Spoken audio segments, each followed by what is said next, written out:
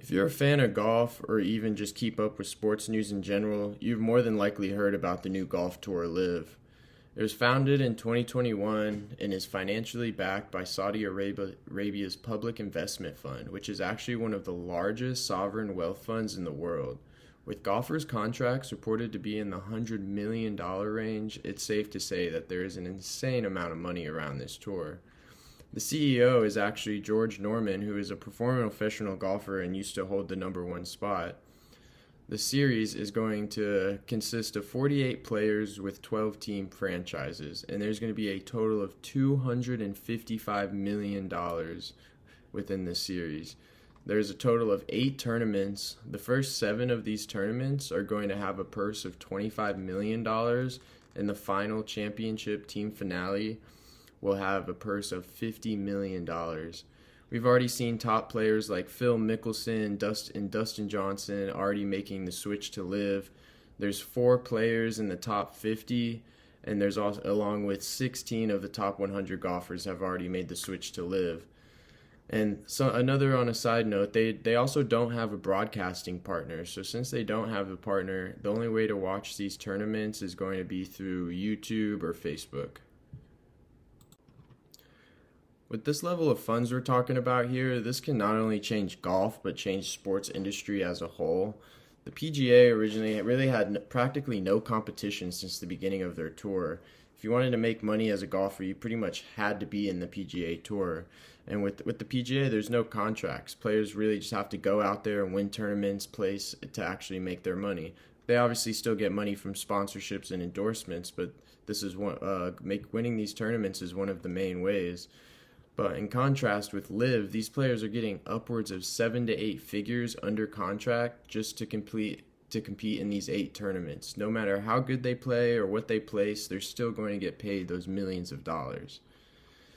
And with lawsuits sure to be coming in, these cases can set precedents that can affect athletic organizations now and definitely in the future. We can't assume the decisions of the courts, but whether the courts decide with PGA or Live, there's no telling that this will have ramifications throughout the sports industry around the world. With Saudi Arabia investing into numerous sports like soccer, boxing, tennis, and wrestling, there's a good chance that we'll see them broadening the portfolio to even more sports in the future. Athletes considering these offers have an opportunity to grow generational wealth for their families and on a much more substantial level than before. I mean, this really creates a problem for any professional golfer. The PGA Tour announced that any tour member who goes to Live will face severe penalties, and the tour is adamant that they have the legal authority to issue disciplinary measures.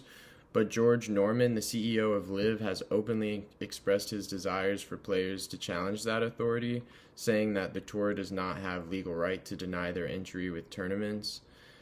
With Saudi Arabia being known for their history of violence and oppression, ethics has been a huge part of this conversation. Public tension has grown with Saudi Arabia's connection to the September 11th attacks, as 15 of the 19 hijackers were Saudi nationals.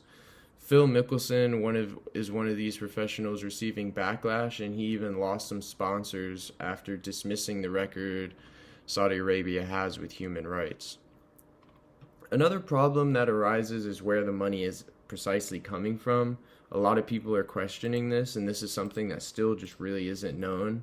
This Saudi fund is a public investment fund, so I mean, this money is coming from all different types of people, but this is something that has really brought a lot of questions to people. And organizations are referring to what Live is doing as sports washing. And sports washing is a form of propaganda to distract the public from its abuses, pretty much saying that Saudi Arabia is trying to hide what they do with their human rights issues, this and that.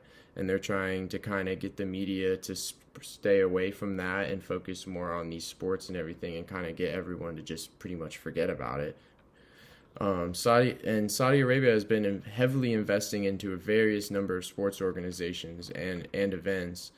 One professional golfer, Rory McIlroy, he has been one of the most outspoken critics from this, and he was pretty much just like, look, like I've lived it. For the top guys, that money really isn't going to change their life. Like he was just like, I'm in a way better financial position than I was a decade ago, but like still my life is no different. I still use the same 3-4 rooms in my house, and I just don't see a value in tarnishing reputation for extra millions.